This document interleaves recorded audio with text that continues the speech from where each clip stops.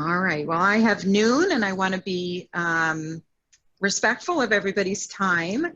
So again, I want to thank you all for joining our Wednesday afternoon events.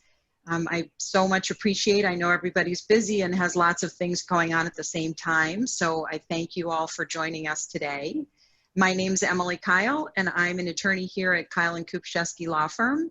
We're in Scottsdale and I practice in the areas of elder law, estate planning, guardianships and conservatorships, probates and trust administration, and also special needs planning. I've been an attorney for almost 25 years, and my law partner is Jennifer Kupiszewski. And again, we very much appreciate you being here. The program will be recorded, and we will post it on our YouTube channel. And if that's foreign to you, you can always call our office, and Sarah in our office would be more than happy to help you or send you a link.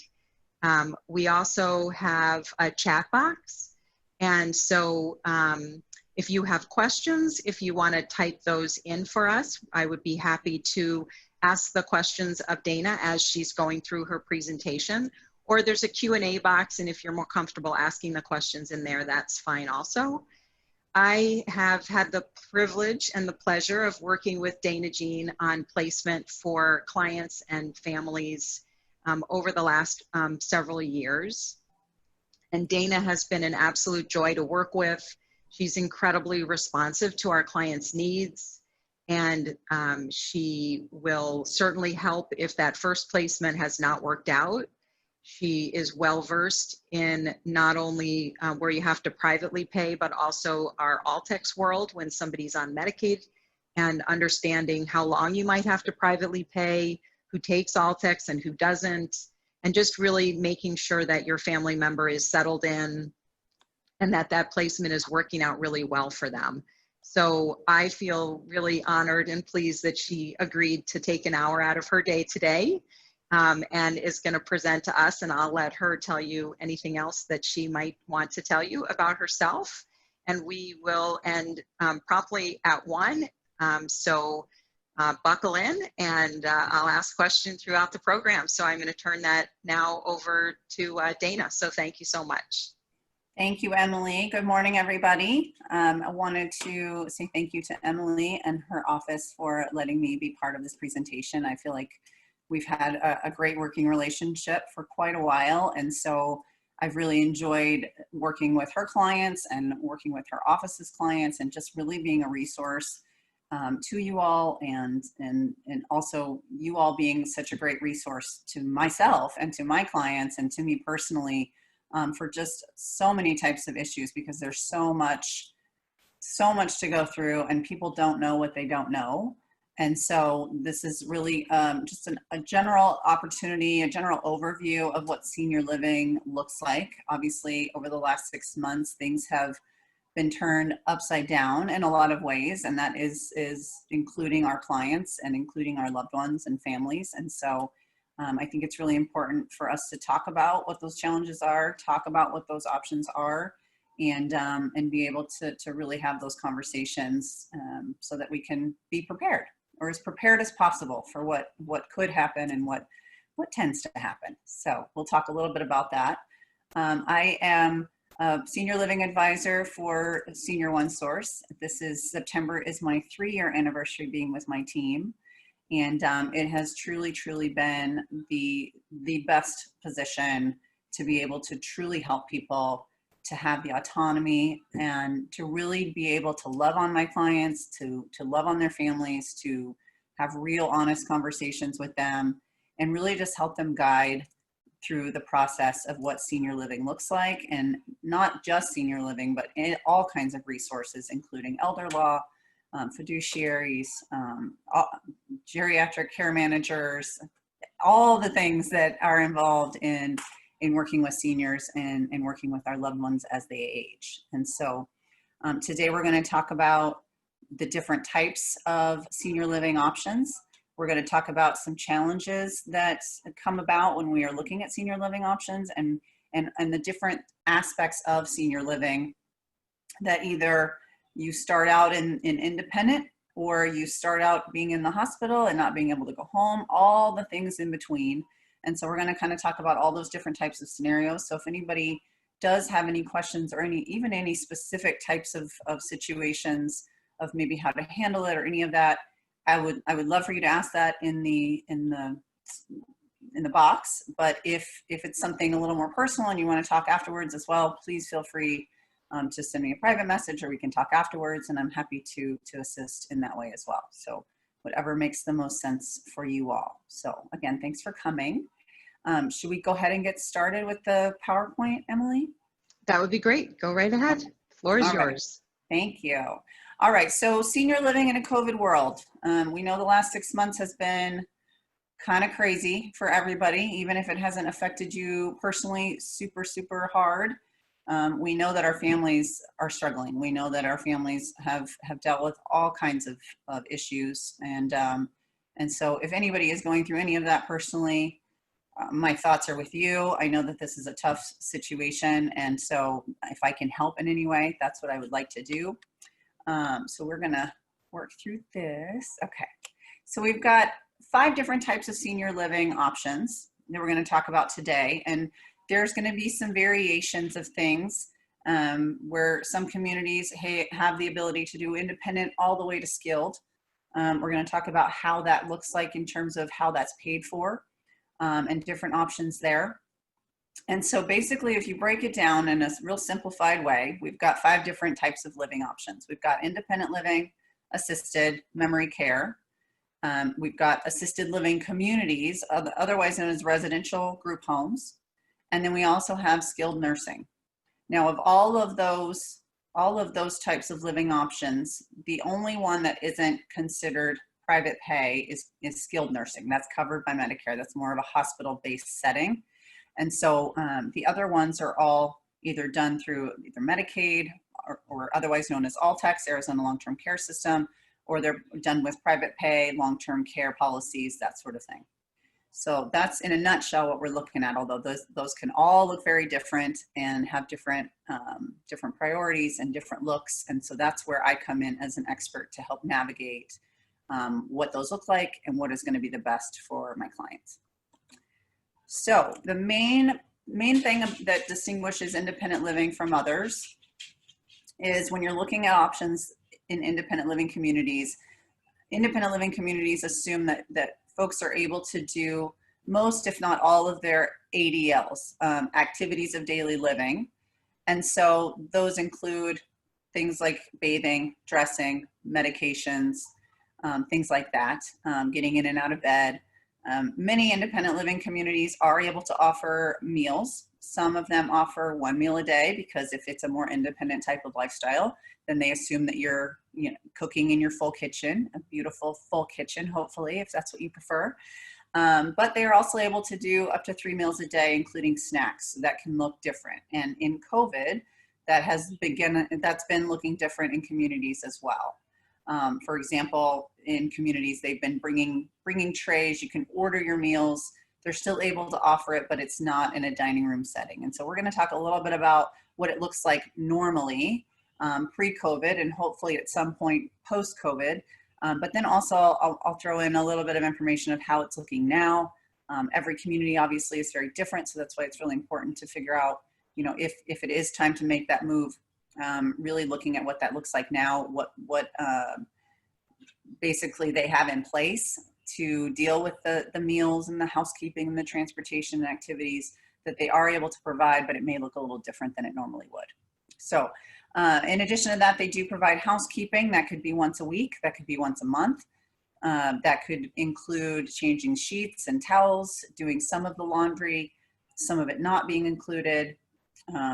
Housekeeping can vary greatly, just like transportation. Larger communities are able to do transportation, whether it's in group transportation, whereas it's grocery stores and things like that, or private transportation. Sometimes they'll have a separate vehicle, a smaller vehicle that's able to do doctor's appointments and things like that. And so again, with COVID, some communities have been able to continue the transportation just for the medical appointments, just for the essential medical appointments. And hopefully at some point they will be able to do more of the fun activities, and once things start to open up a little bit more, they'll be able to do that as well. But same with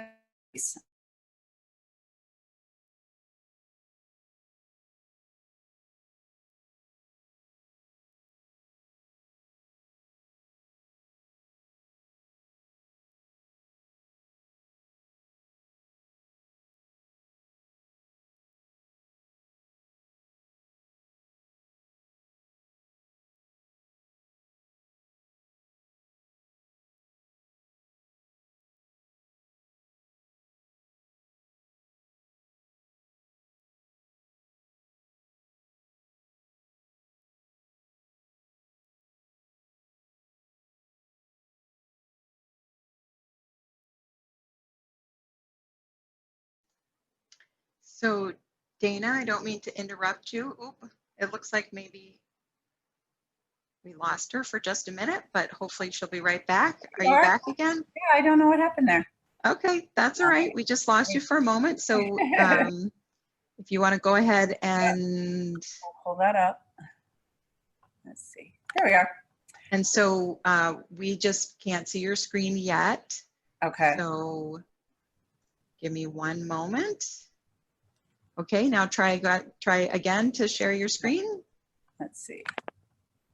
It's showing me as host. And here we go. And slideshow. And where did it go? Why is it not? Okay. I don't know what happened. It's so frustrating. Yeah, that happens in technology. So it looks like There. we're getting back there. No You got problem. Yep. Awesome. So go ahead and go back to start from current so we can have it as a slideshow. Yep. There we go. Okay. Alrighty. And so where were we? Activities. So I've seen in communities folks going door to door doing different types of activities with their residents. And so that's really a nice amenity to have. It can be somewhat isolating being in your apartment all the time and not being able to do the things that you're used to doing, but they are trying to make it work. Another great aspect of senior living communities is the emergency call systems. In larger communities, many times they will have pull cords in the bathroom, pull cords near the bed, so that if you fall out of bed, you're not able to get up, or whatever happens, you have some options there. They also are able to provide pendants, and so those are nice amenities as well. Sometimes those are an additional fee to keep that going, but other times that's included as part of the rent. And so again, that's one of those, if that's a question for people, you know, it's one of those good questions to ask. Is that included as part of it, or is that an additional expense? And so each community is a little bit different. So, and usually they share that information, but if we're needing assistance with predictable types of needs. So if we've got someone that they're independent, they're doing their thing, but they're losing a little bit of memory, a little bit of cognitive decline. They're not managing their medications the way that they know that they should, but they really don't truly need assisted living. Maybe they're just dealing with a little bit of that, or maybe it's a short-term issue that they're dealing with. So many communities fortunately have great home care companies, and they are able to work with the home care companies sometimes on campus. So they are included as part of their care, or they are outside agencies that can come in and do that care. And so they're able to help support and bridge that gap between independent, being truly, truly independent, and then if somebody is needing those assisted living needs, they're able to help with that as well. So they don't have to, price point wise, obviously going from an independent living community to assisted living can increase care costs quite significantly in some cases. So if they don't really need a lot of help, but they still need some, this keeps them as independent as possible for as long as possible.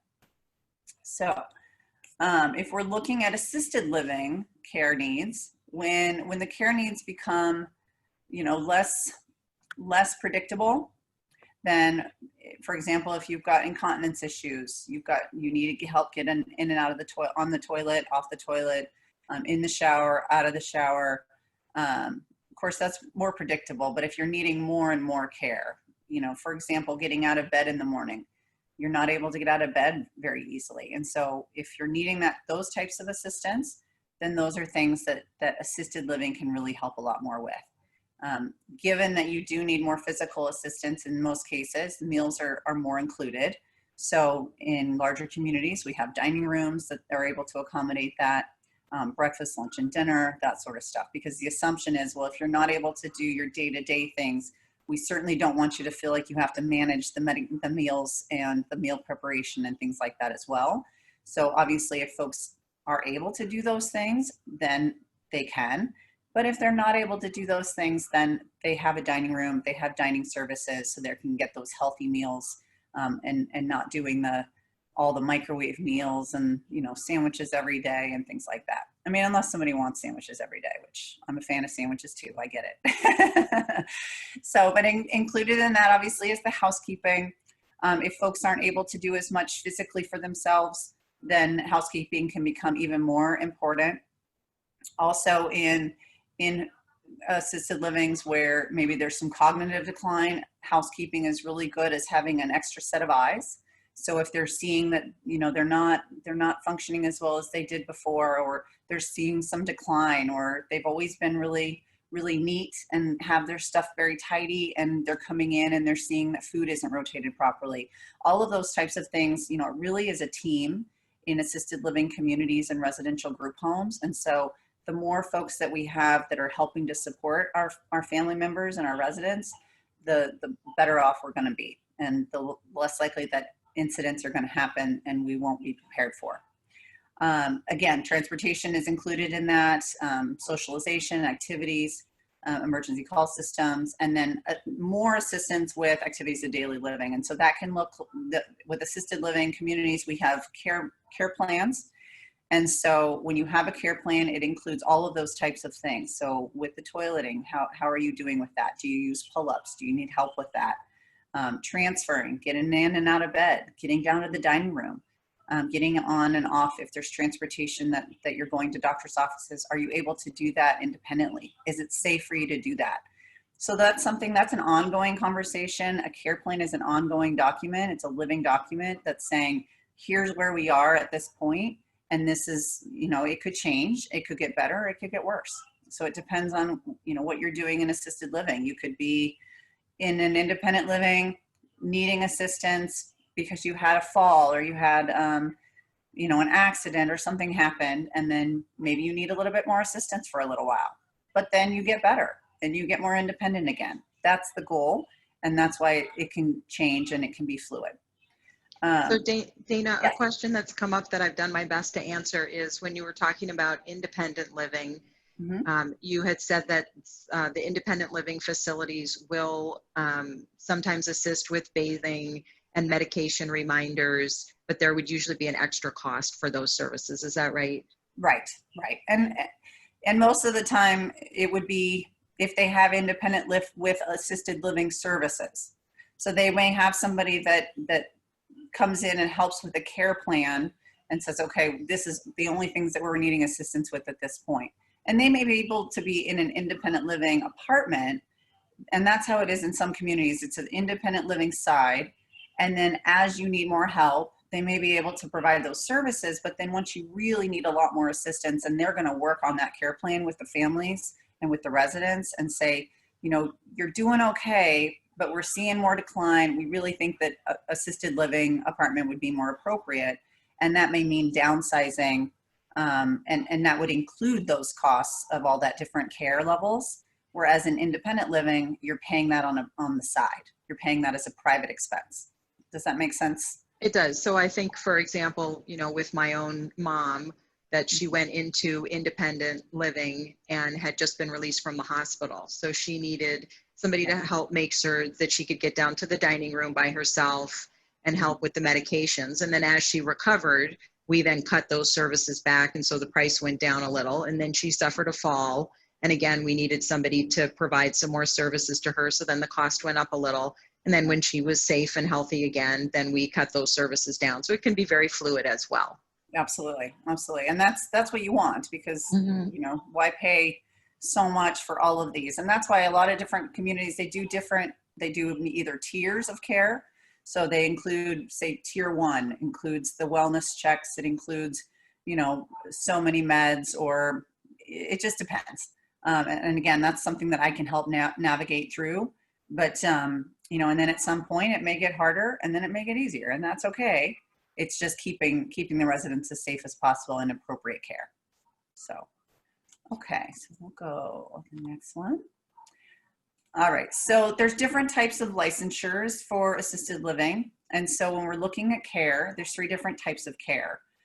So we're looking at supervisory care. So that's just making sure that there's an extra person there to make sure that everybody's doing okay. I can't tell you here, take this medication, you have to take this medication, but I can say, okay, Mrs. Jones, it's time for you to take your medication. Here's your pill pack, and you can take care of that on your own. And so that can bring in other kinds of help as well. So some families choose to do the medications themselves and to fill those medipacks where it's a week at a time or a month at a time or whatever. Some folks work with geriatric care managers that come in on a weekly basis that are able to do those things as well. That's great for families that are out of state.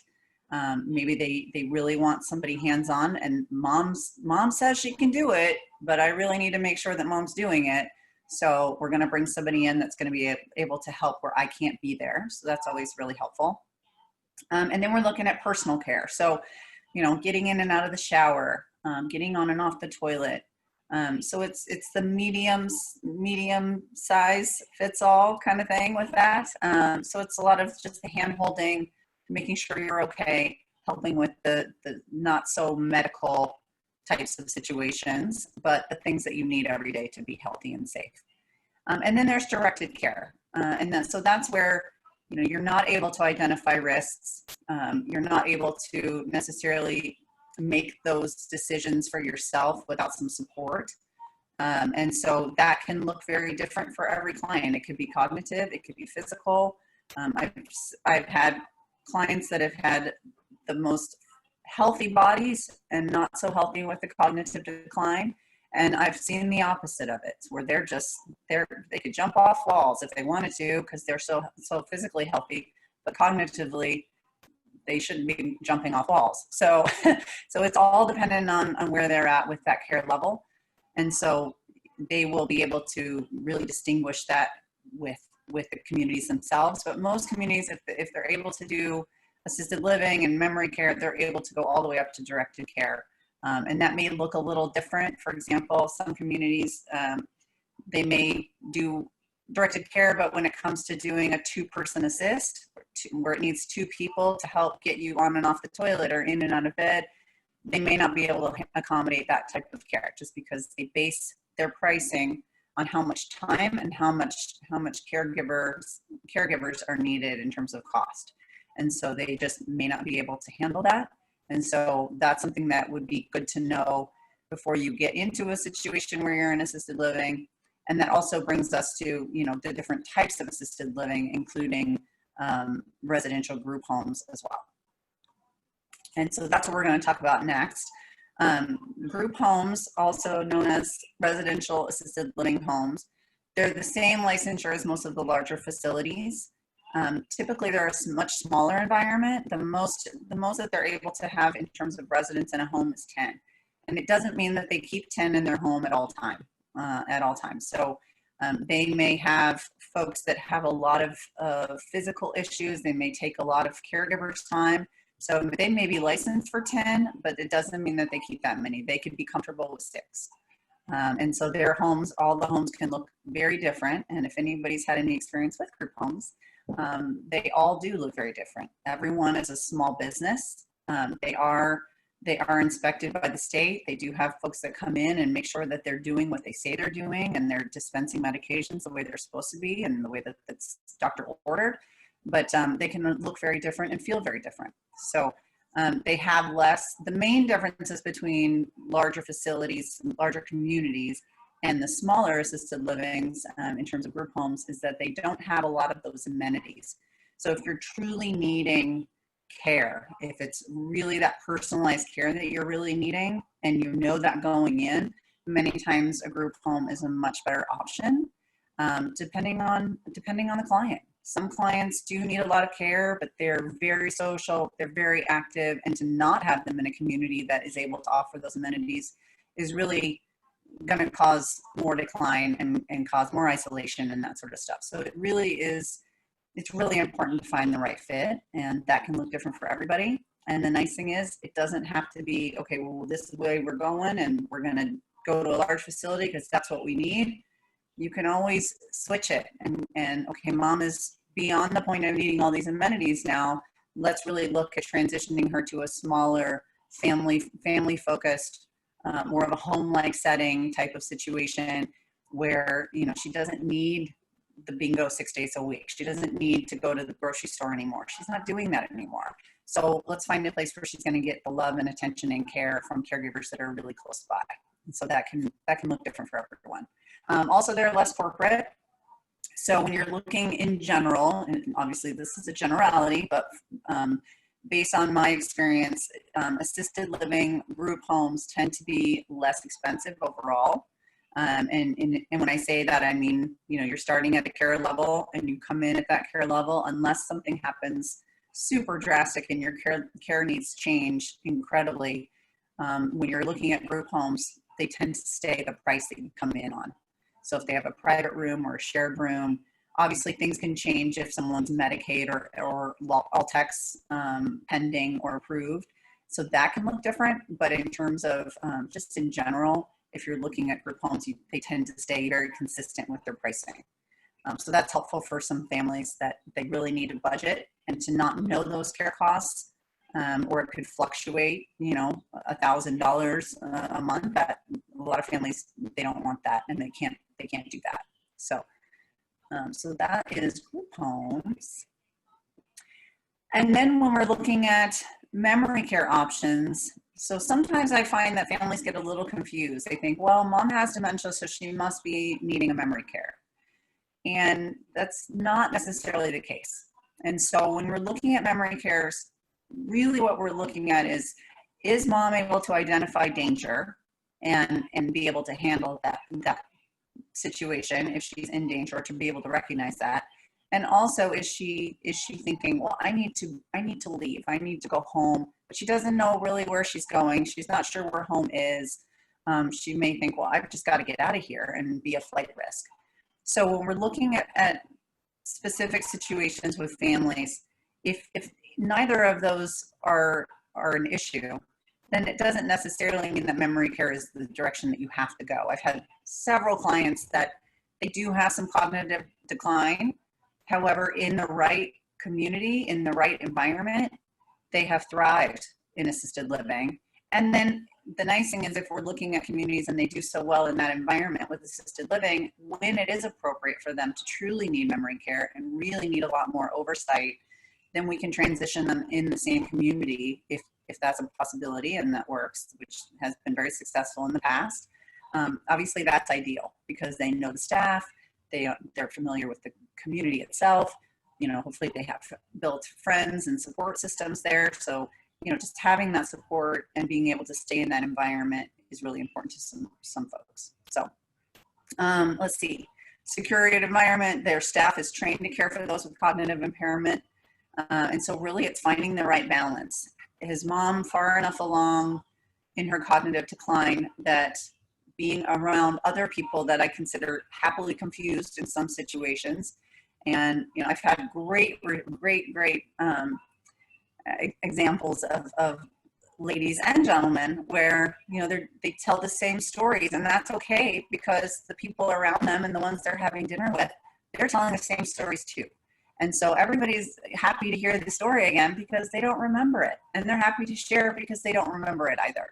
And so it's really about finding the right fit and keeping those that have similar cognitive needs together, because, you know, nobody wants to look around and feel like they're not in a good place and then this is where somebody's been put to die. I mean, that's not fair. And sometimes that's unavoidable, but that's why finding the right fit is so important, because we want people to feel confident, even if they're not as cognitively sharp as they used to be. It doesn't mean that they don't have a lot to give.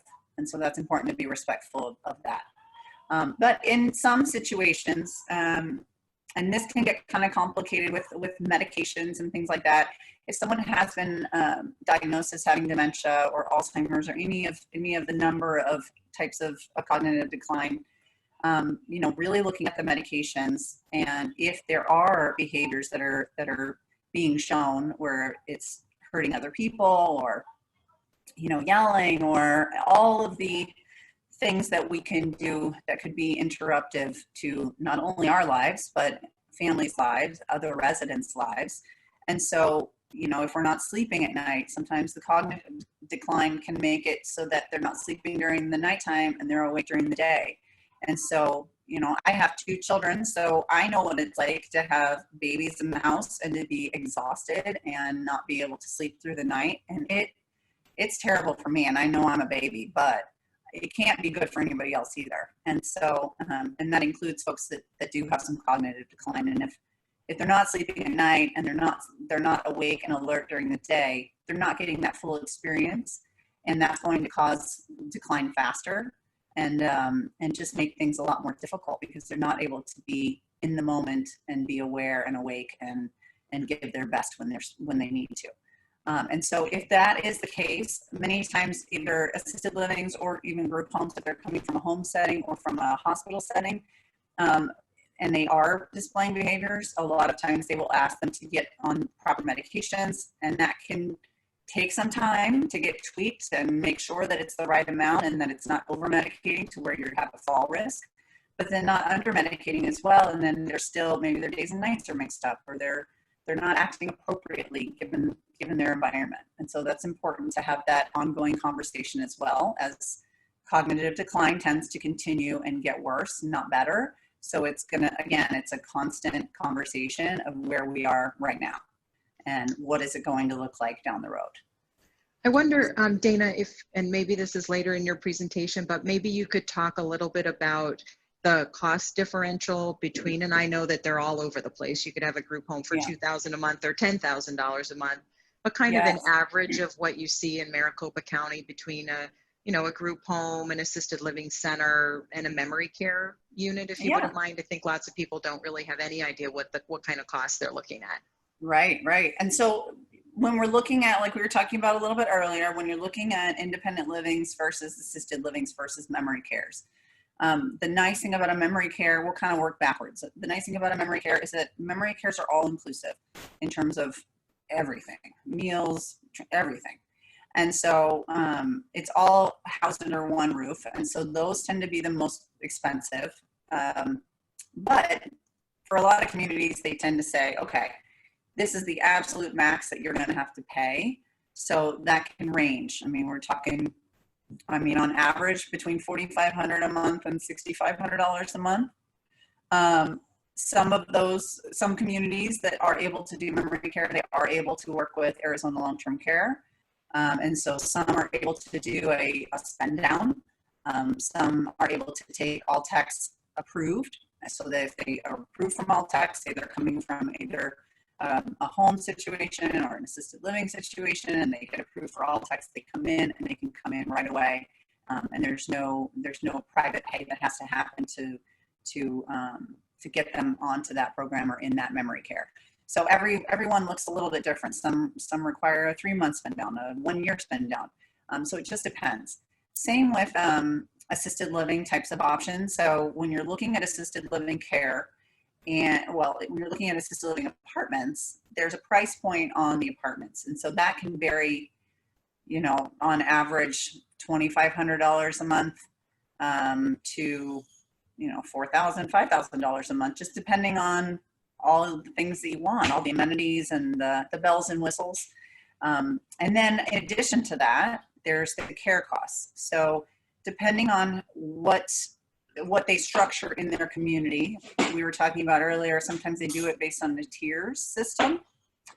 And then other times they do it based on a point system. So when they're going through their care plan, they say, okay, these are the things that you need assistance with. This is how many points you're going to earn to get to your care costs. They put it in a little magic computer, and then they come up with what level of care they're needing. And so some have 4 levels of care. Some have 6 levels of care. And it just depends on where they fall. And that would depend on their care level. So, you know, first care level could be $400 for that tier. And that includes so many hours of caregivers for whatever they need. But then also it can go up to $1,700 a month additional care depending on what they need. So that's kind of how that is differentiated. When you're looking at residential group homes, you're not dealing with a apartment cost plus a care cost. Sometimes they'll do it as, okay, well, my private rooms start at $3,000 and then plus care costs. So as a general rule, when I'm calling and saying, hey, I have this client, this is what's going on, this is the care needs that they have, you know, what do you have availability wise, and what are we looking at in terms of cost? So, you know, they may say, okay, well, my private rooms generally start at $3,000, but if the client is, say, bed bound and needs to be hand fed, you know, obviously that's a much higher price point because that's going to be a lot more care, a lot more one-on-one type of care. So that can look different than somebody that's coming in, has some cognitive decline. Physically, they're great, but they need that oversight in that home, and so that may be a lower pricing. So, in general, assisted living group homes can range between, on the very low end, $2,000 a month for a shared room, usually between $3,500 for a shared room, depending on obviously the home, and then on the other end of that, the sky's the limit in terms of the pricing I've seen on some residential group homes. I mean, there's master bedrooms, there's ones with private entrances and exits. It's just some communities, residential group home communities, they bring in activities, they have private chefs. I mean, it really is. There are some beautiful, beautiful homes in Maricopa County and in the Phoenix area, and you know, just incredible places to live and to have the care under one roof. So it really just depends on what each person wants. And then when we're looking at independent living, because it's really hands off, it's more of a senior apartment with some amenities in terms of the things that you may need. But for the most part, it's more hands off and then adding those extra services. So on the low end, we're looking maybe $1,500 a month on average. And then it can go up from there. So usually for just the apartments, it can range from about 15 on the low end for like a studio, and then it can go all the way up to, you know, 3,000, 4,000 for independent living. So there's that, and then so skilled nursing is one of those things that as we are in the hospital, or we have had a fall, or we really need a lot more of a hospital type environment, skilled nursing facilities are really more of that type of environment. They're more hospital-like. There's a lot of people in and out. I do tell my clients, you know, if you can have your loved one in an assisted living, a residential group home, instead of a skilled nursing facility, I always recommend they try and have, I mean, it's just a really busy place. There's a lot of really sick people in skilled nursing facilities, and they need a lot of care. And so if you're wanting a lot more personalized attention and not to feel like a hospital, then, you know, obviously there's some other options. But when people are in skilled, that's care that's included typically under Medicare. Or under insurance. And so I've also had clients that have been veterans that have had to be in skilled nursing environments because that's what the VA would cover. They tend to be much more expensive on a daily rate. So, you know, if you have to private pay in a skilled nursing and a smaller residential group home can fit the bill and be half the cost, you know, we do have to look at those costs and what the care looks like and really do that comparison. But it tends to be a lot more comfortable in a residential group home or an assisted living community. But if they need rehab, getting stronger, they've had a hospital stay, you know, those types of things, if they've had any issues with C. diff or any of more skilled types of situations, that's where they would need to be. And then they have the nurses and the CNAs on staff, and it's really more of a hospital type of setting.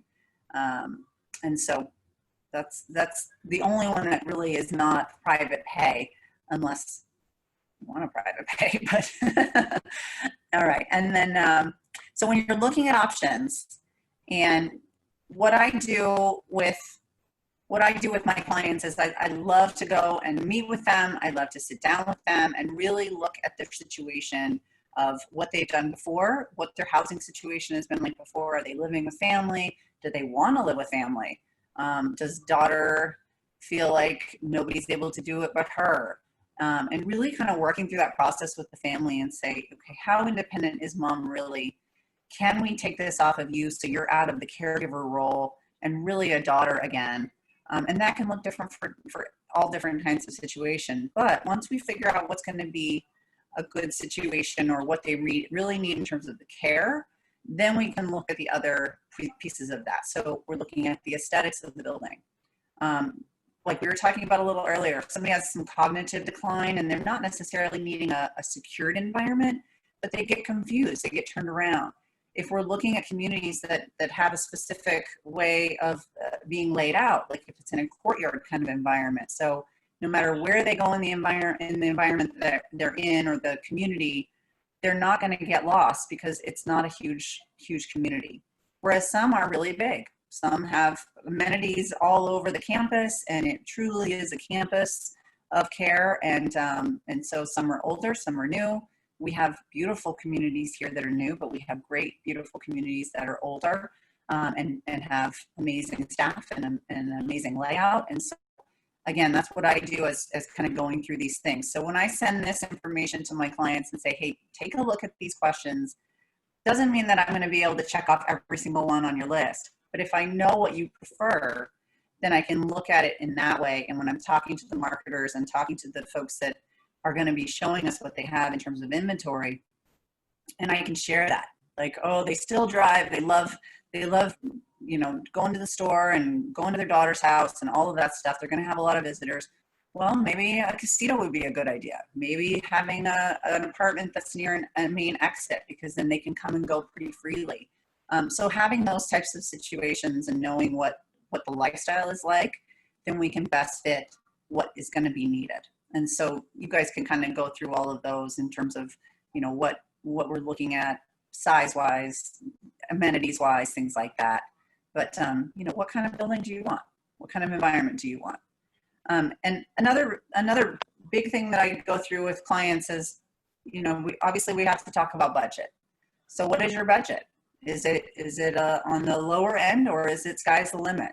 And a lot of times that will determine what the options are. Also location. If you're open to location, you have family from out of state, so it really doesn't matter where you are, but you know that you definitely want A, B, and C. Okay, great. Let's narrow those down and say and see which ones are going to be the best fit for you and where they are located. So we're looking at location, we're looking at budget, we're looking at aesthetics, and so there's lots of things to consider. So in addition to the aesthetics, we're looking at what you need. So if you're not cooking anymore and you don't need a kitchen, I don't need a stove, I don't need an oven, I don't even need a microwave, because I'm going to go down to the dining room and I'm going to enjoy those amazing meals, and I don't want to do any of that stuff. I did that my whole life. Great. So we need to make sure and find a place where you love the dining services. You think the meals are great, and you can have every meal in the dining room if you want. Some folks have no personal stuff. Sometimes they are just minimal. I would like to be more minimal, but realistically, you know, everyone's got some things that they can't let go of, some more than others. And so some like to have guests come, and so they may need a larger space. And so that's okay. There's lots of different options. Obviously, the bigger the apartments, the more they tend to cost. So if you don't have a big budget, but you really like this community, maybe they have a studio apartment, and we can set it up like a nice little studio with a dining room and little table and having a couch and, you know, just your little space. And so it just depends on what you want. Also with being pet friendly. Some have limitations on the size of pets, but for the most part, most communities are very pet friendly. They may be a little bit extra cost, but they tend to want you to have your animals if that's what you want, because that tends to help people just to be better quality of life, and that's like their children. So you can't leave your children behind. So and then timeline. So if we're looking at for mom, and mom is doing okay, she's at home, daughters come in a couple times a week, but she's noticing some things are getting dropped, some things are not happening the way that they were happening before. You know, we've been in communication, kind of getting worried. You know, let's go out and look. Let's do this earlier rather than later, because if mom is still able to help with those decisions, we want to engage our loved ones as much as possible. Now, sometimes that's not possible, but say mom is doing okay. She's just got some forgetfulness. She's willing to move, but she wants to feel like she's got ownership in this too. So that's part of what my role is, to really include that portion of what she wants, make sure that we're respecting her and giving her that dignity of being able to make those decisions, and really having a conversation with her of, hey, look, if you're not going to make these decisions because you just think, well, it doesn't matter, just do what you want.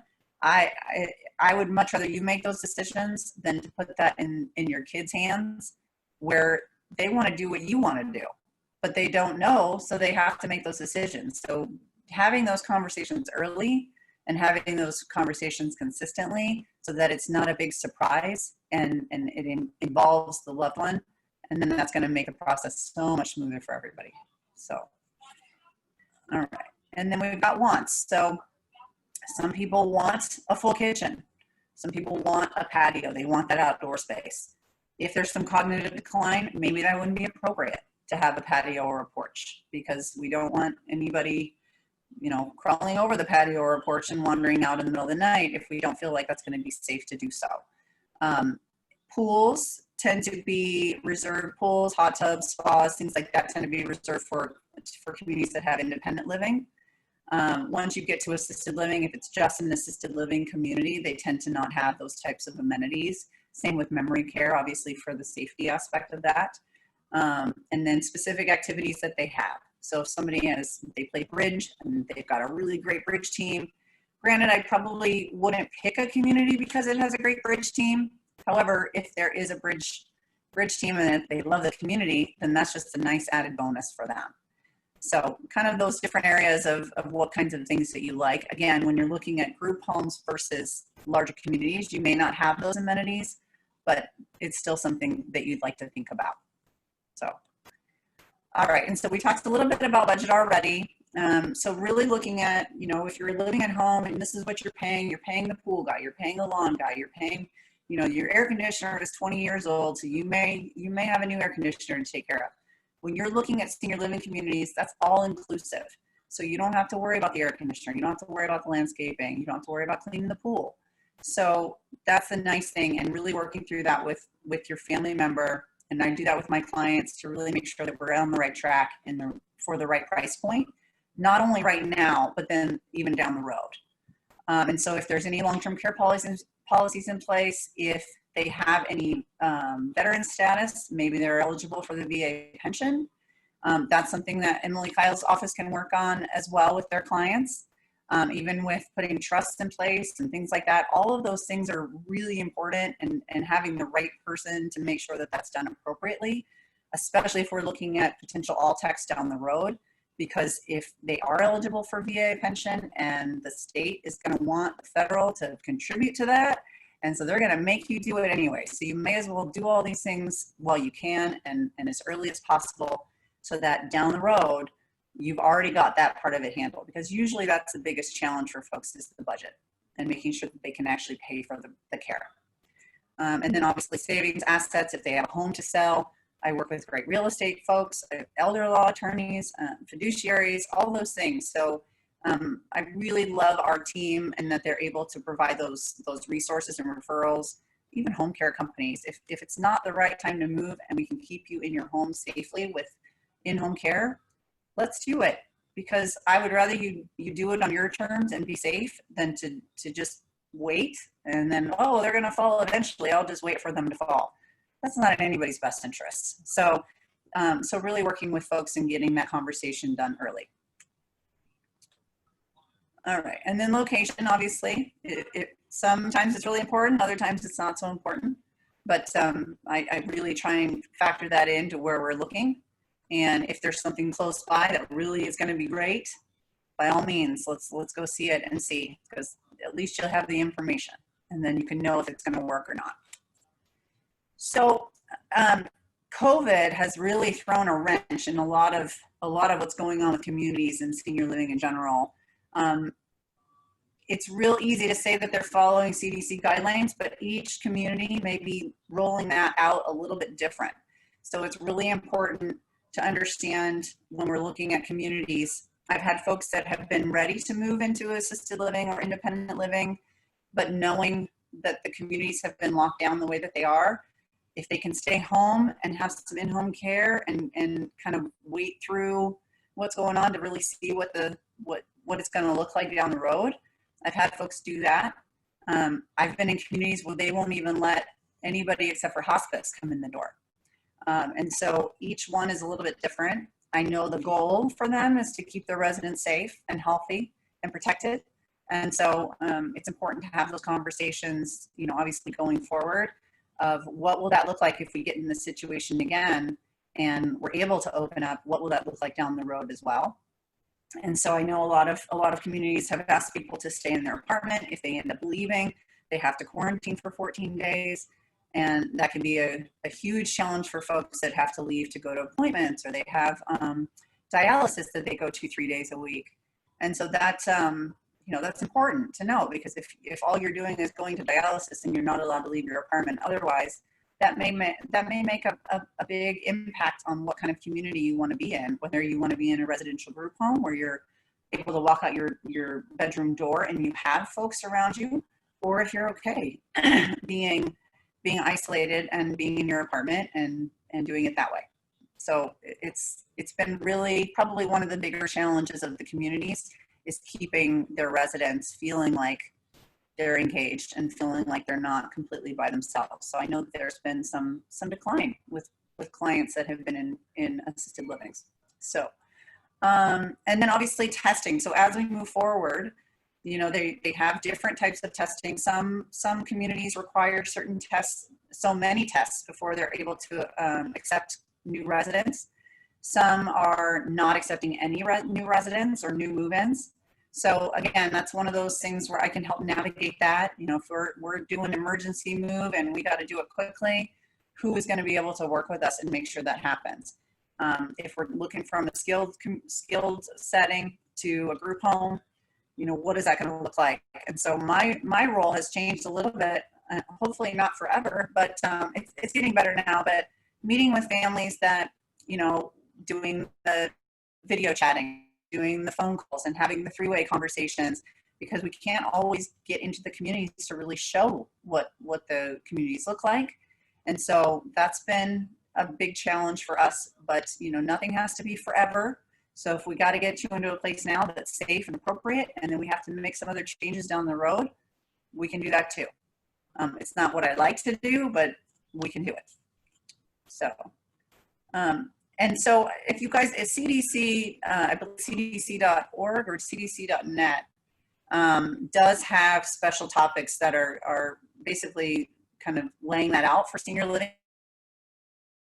And it's good information to have, but on the other hand, make sure that you do ask each individual community what that looks like for them, because it changes. It can change daily, it can change weekly. And so you definitely want to be on top of that and try and get any of those kind of COVID types of things figured out earlier rather than later, because you don't want to discharge and then they say, oh wait, we need 2 negative COVID tests before you can come here. And so that can kind of hinder our speed on getting people transitioned. So I know we're running out of time, so I want to get to make sure we don't have any questions. All right, so COVID challenges in group homes. So again, following CDC guidelines, coming in to the home, they've got the hand sanitizer and the masks and the signing in and the temperature checks and all of those things. And they're doing that in the larger communities as well. And so really, again, what does that look like? Are we able to tour? Do we have to do a virtual tour? Can I take pictures of the home and the rooms and send that out? So that can look different for everybody. But bringing in the mobile providers, bringing in the mobile doctors, if there's hospice support, some are able to accommodate families if they have outside patios and things like that. So I think we're going to see a lot more of that. So when we're looking at options, what is that going to look like down the road if we have to close for COVID? How would we handle that? Some have iPads that they are doing video chats with families. And so they're setting that up for their residents so that they can still have those check-ins and the families can see them and say hello, but it's still keeping them safe and it's still keeping them quarantined. So again, that can look different everywhere we go. Let's see, health checks, temperature taken. Yeah. So that's a lot of what that is. Again, it changes very quickly. There seems to be some more opening up, and in some communities, even with the amenities, they are, if they've been quarantined and they've been in the community, they are opening up some activities for the residents, obviously smaller groups. Some are opening up dining services, having certain options of times so that they're able to be socially distanced, but then also still be able to enjoy the dining room services and amenities and things like that. Obviously in group homes, it's a little different because they do family style dining. So they don't have to worry as much about that but they also have to be even more cognizant of outside folks coming in because they don't want, if one person gets COVID, that's a tough environment to keep it away from other folks as well. So they're very, very, some are very strict and some are not as strict. And so it's really just figuring out what's going to be the best for you. So. A little bit about Senior One Source. We've helped over 3,000 families since we've been in existence. We have four in our Arizona group. We have some folks also up in Oregon, which they are, if you're praying people, please say prayers for them. There's a lot of people that have been in very scary situations and being pulled out of their homes. So that's a scary thing to work around. But we work as a team. We collaborate often. We are constantly in group chats with each other. What's going on with this community? Who do you have over there? I need a home that has these types of amenities or whatever. And so we are free to our families, and we are free to give resources to who is appropriate and on your team of folks to help. And so we love being part of the team and help coordinating that and bringing. What I love to do is just seeing a family and saying, okay, what do they need help with right now? Where are they at right now? And what can I do to make them feel safe? And what can I do to make them be able to bring in the team that's going to work together well, communicate well, and get them what they need. So if we do need to move, great, but we don't want to have any surprises. So what can we do in the meantime? And then what is that going to look like down the road?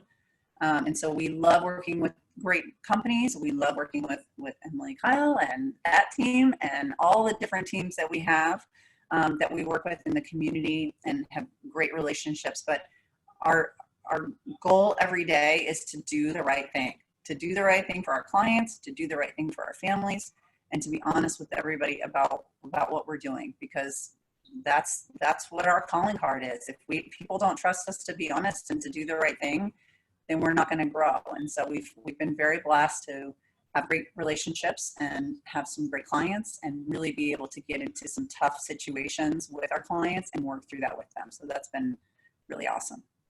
So, and then if you need to ask additional questions, or if there's specific situations, I'm happy to walk through that with you and talk about, different resources and different ideas of what you need and what's out there. And so I feel like that's super important because you don't know what you don't know. And so if I can give you the information and then you get to make the decision of which direction you want to go and doing it in a way that is appropriate for your family and your situation, that makes my day. And and I love that about my job. So that's all that I have for that specifically. So if anyone has any questions. Yeah, so thank you so much, Dana. They've been asking questions on the chat box, lots of questions about how long-term care insurance works and veterans benefits. Oh, yeah. So I've been trying to answer those on the chat box as they came in. They seemed very much within what I do. So I was able to do that. Good, thank you. I so appreciate you being here, and those of you who were on our presentation today or watching it at home later. You know, as Dana said, their services are free to you and your families. They, as I say, they work kind of like real estate agents, so they get a fee from the placement, and it does not change the cost that you pay. And so there is literally no cost to you at all whatsoever. It's an amazing resource. It's a really great industry. There's no way for you as the family or me as the attorney to know any violations a facility may have, whether they allow pets, whether they take all techs or they don't take all techs, what their reputation is. You know, is it all ladies? Is it all men? Are they folks who are ambulatory or not? As Dana talked about at the beginning, you know, you want your family member with people who are like that person in terms of their cognitive ability.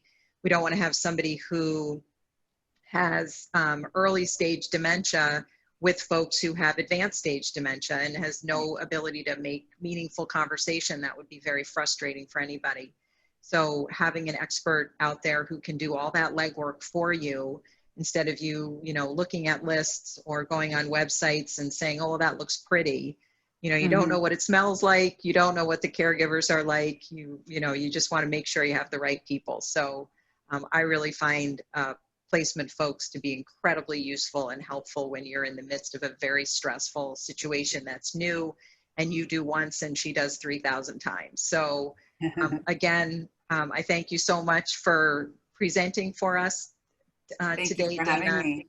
Thank you for the participants. I hope everybody stays well and COVID-free and healthy, and of course finds joy in every day. So thank you all so much. And we'll be sending out a survey afterwards. If you have ideas of other folks you'd like to hear from or other topics, please do respond. And we always have a special that our firm offers to everybody who's watched. So look for that in the email that you'll get after the presentation is over. And again, it will be recorded. So we'll have it out there on social media. So thank you all. I wish everybody the best, and we'll talk to you all soon. Bye-bye. Thank you. Bye-bye.